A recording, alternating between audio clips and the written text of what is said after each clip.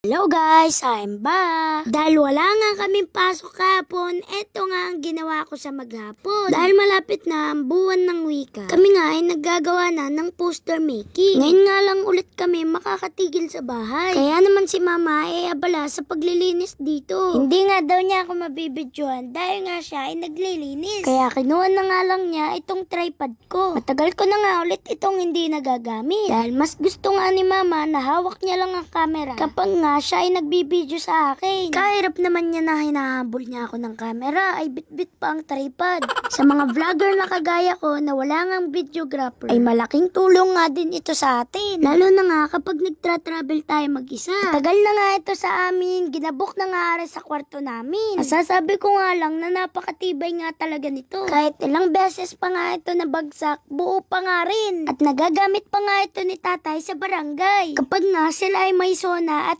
kailangan mag-live. Sa Cartolina nga daw kami magpo-poster making. Pero nag-practice nga muna ako dito sa sketchpad ko. Para nga may gayan na nga din ako. Nag-research nga ako para may ideya ako sa iguguhit ko. At papagsama-samahan ko na nga lang sila. Ang tema nga pala namin, iba't ibang wika at kultura. Dahil hindi naman ganun kalawak ang imahinasyon. Sinesearch ko nga yung picture na i-drawing ko. At yun nga ang gagayahin ko. Kagaya na nga lang ng lechon. Isa nga yun sa kultura nating mga Pilipino. Nakalimitang inihanda kapag may mga okasyon. Ay paano ko ga madrawing are? Hindi ko pa nga nakikita sa personal. Nakita at nakatikim na nga ako niyan. Ay kaso ay tadtad na. Ay paano ko ga i-drawing iyon?